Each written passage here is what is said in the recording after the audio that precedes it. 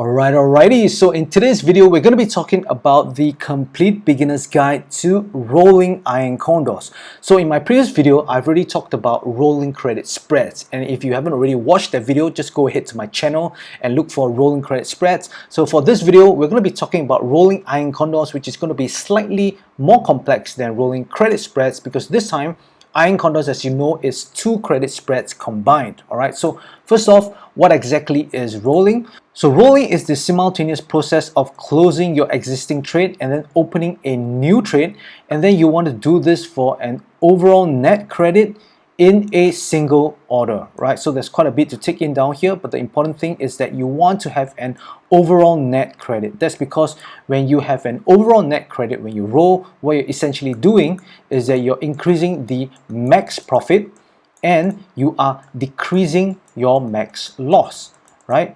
But if you were to roll for a net debit, then what you have done is you have reversed it, right? Instead of increasing your max profit, what you've done is you have decreased your max profit and you have increased your max loss. So you do not want to roll for a debit, right? Most of the time you want to roll for a credit. So how do you want to roll it? So as you can see down here, this is the original trade for the put side. So let's say it's trading at $1.12 right now. So to roll this, what you want to do is you want to buy back the original spread. So as you can see down here, you buy it back and then you sell the longer days to expiration put spread, right? So you can see this is 16 June, which is roughly about a month out from where you initially place your credit spread for the put side, right? So if you want to roll the call side, it will be the same as well. Now, unlike credit spreads, there are a few ways to roll iron condors, right? You could just roll the short put spread out, all right? You do this in one single order, or you could just roll the short call spread out, or you could just roll both sides, right? If you want to roll both sides, then you get the credit for both sides. So the thing is that when you are rolling iron condors as well as rolling credit spreads, it's not all the time that you can get a credit, because there are times when the market goes deep in the money, chances are it's going to be a debit. So when you are rolling it, you want to just keep in mind about this, right? So the next question is how and when to roll, right? So when you are talking about iron condors, the first thing you want to think about is, where is your profit zone? Where is the part that you are going to make money? So once you have established that, then you know whether you want to roll or not, right? So for an iron condor, it's very straightforward. We know that the profit zone is within this short strikes, all right, from here to here. This is where you will be able to get your max profit, right? And then now we want to identify where is the point that you will start to lose money for your iron condor. So you can see down here, I have this orange color coded part down here. So this orange or yellow coded part down here is basically where your profits will start to diminish to the point where it becomes a break-even point. So down here would be where you pretty much don't make anything. So this is the $0 mark down here, and anything below this zero mark, and on the top side, anything above the 0 point, that is where you start to lose money, right? So to make things simple, we just only want to look at the part where it's in within this, short strikes, because this is the point whereby it's the most safest in a sense. Because if the market was to go all the way past down here, let's say it's still at the break-even point, the thing is now your call strike has been breached, which means to say there's a chance that you could get early assigned. So as much as possible, we do not want that to happen. So when do you roll? With this in mind, you can consider rolling when either the short strikes get tested, right, as I mentioned, and there's less than 21 DTE. And the reason for this is that when there's less than 21 days to expiration, the extrinsic value tend to be much lesser, right? You're going to have very little extrinsic value in your short options, right? In your short call and in your short put. So when there's very little extrinsic value and the market is in the money, right? Let's say it's in the money on either sides, right? Either the short put or the short call side, then chances are you could be early assigned when the extrinsic value drops to very little. So that is why we want to ensure that there's more than 21 days to expiration, because if there's more than 21 days to expiration, then there's still quite a bit of extrinsic value left. Remember, extrinsic value is just time value, right? So there's more time in it, there tends to be more extrinsic value, and that reduces your chance of getting early assignment even though it's in the money, right? So we want to use this as a gauge, which is less than 21 days to expiration. And last but not least is that you want to be able to get a net credit, because if you don't get a net credit, like I mentioned, then you're going to be decreasing your max profit, increasing your max loss. Alright, so now we will go through the different scenarios that you might face, and then for each one we will see whether we should roll and how we should roll them if we want to. Okay, so for the first scenario is if the market is within the short strikes and there's more than 21 days to expiration, but your Iron Condor is in a loss, right? Although it's within your short strikes, you will notice that it could be in a loss. So in this scenario, there is no need to roll, right? Your short strikes have not been breached, so the Iron Condor is still working well at this point. So what I'll do is basically just do nothing and let the trade work out, right? Let theta just work for you over time, and slowly you will see that as long as it stays within the strikes, your P&L will slowly start to increase. Now, scenario number 2, the market is within the short strikes, same thing, but this time there's less than 21 days to expiration and your Iron Condor is in a loss as well. So in this case, what do? Should you roll? Well, the answer is that it's actually not necessary to roll, well, because the short strikes have not been breached, because we have identified that, remember, between these two short strikes, it's still in a profit, which means to say, if time goes by, it still stays there, your temporary loss will slowly become a profit, right? Because this is the profit zone, it's well inside the profit zone. So I will do nothing, let the trade work out. But since it's less than 21 days to expiration, you want to be prepared to roll once the short strike has been breached. So if it touches this put strike in the next few days, then this is time where you want to be on alert and start to consider rolling your Iron Condor. Now, if you want to reduce your risk, you can actually roll as well, even though it's still within your short strike. So I've seen a few people that have done this, and when you roll it this way, you will almost always ensure that it's going to be for a credit, right? Because the price is well within your short strikes. It has not touched your short strikes, it has not breached it, so there's no chance for it to become a debit roll. So this will almost always be a credit roll. So that is why some people want to use this as an opportunity to increase their max profit and then decrease their maximum loss. So in this case, by rolling both sides out, which means to say you roll to the next nearest maybe 45 to 60 days to expiration, you will very likely get a net credit since both sides are out of the money. You can also consider rolling the call side out and down, which means to say you could roll it down.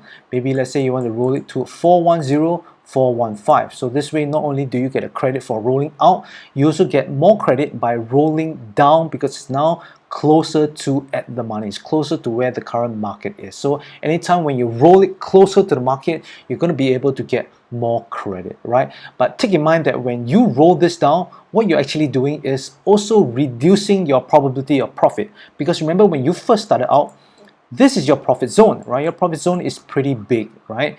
But when you roll it down, suddenly now your profit zone has been squeezed from here to here. So true, you get more credit, but you are being compensated because now you have a reduced probability of profit. Your win rate is going to be slightly lower because your profit zone is going to be slightly smaller. So this is one thing you have to keep in mind. By the way, if you like this video so far, please subscribe and also click the thumbs up button, and also do get your free copy of the Options Income Blueprint, where I share the top 3 option strategies that help you generate a consistent income each month, trading just 1 to 2 hours a day, right? So if you want to go ahead to get this copy, just head on over to optionswithdavis.com/blueprint. Alright, back to the video. Now the next scenario is if the market has just breached the short put strike and there's less than 21 days to expiration. So basically this is what I mentioned early on. So what do? So this is the point where you want to roll. So how do you roll this? So there are a few ways to roll this. So the first is that you can roll the short put spread out. So at this point, again, because it has just touched your short put strike, chances are that you are going to get a credit, right? You're going to get a positive credit to roll this put side. Then at this point, what you could consider is that you could also roll your short call spread out, then you keep the same strike, right? So if you roll this out, chances are you'll get a credit, but not that much, okay? Or you could roll the short call spread out and down, like I mentioned. You can roll it down here to 410, 415, or if you're not that aggressive, maybe you can roll it down to 415, 420, and just take a look at the kind of credit which you get. Remember, if you roll it down further, you get more credit, right? Let's say this many dollar sign means you becoming more richer, okay? So you get more credit, but then you reduce your profit zone. So that means your win rate actually goes down, right? Your win rate actually goes down. But if you roll it just to the 415, which is not so close to the market price, then what happens is that you will roll for credit as well, but maybe you won't get that much, right? Maybe just $2 signs.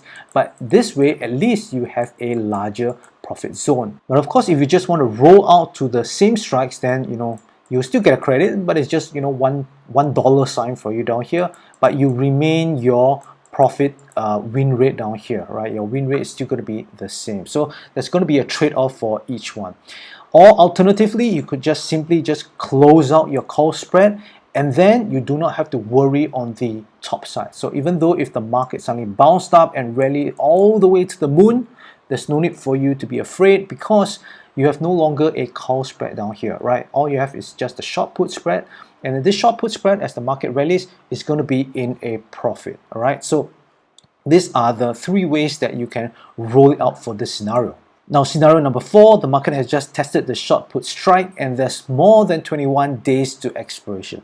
So what do? Do you roll it, or do you just do nothing?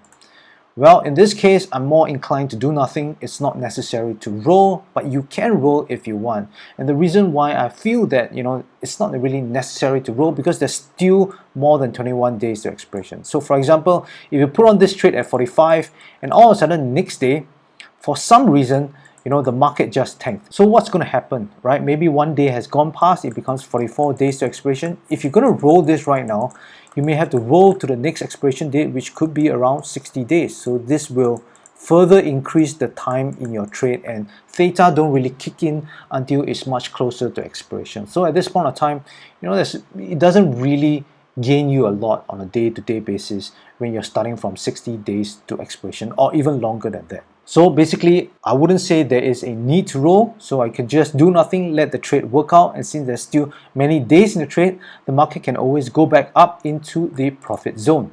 Alright, scenario number 5. Now the market has gone far below your short put strike, and there's more than 21 days to expiration. So what happens if the market really tanked, right? Or it may have really gone all the way up. So I'm just doing this for the put side as an illustration, but of course on the call side it would just be the opposite. So just try and imagine, basically it'll be the same way you manage it, whether it breaches the put side or the call side. So in this example, let's say the scenario number 5, it breaches the put side and it goes all the way deep in the money, right? Maybe even past your long put strike in this case. So what do? Do you actually roll?